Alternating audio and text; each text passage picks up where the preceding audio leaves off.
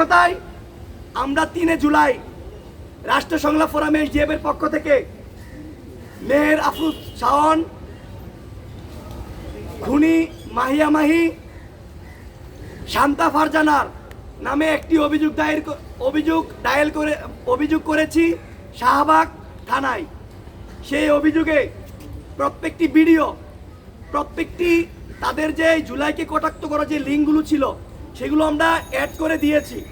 কিন্তু দুঃখের বিষয় হচ্ছে আজকে 5 জুলাই শাহবাগ থানার কর্তব্যরত অফিসার যারা আছে তারা এখনো পর্যন্ত সেই নিষিদ্ধ সংগঠনের মেহেদি মুমিন সহ তার ওয়াইফ ফারজানাকে অ্যারেস্ট করতে বাধ্য হচ্ছে।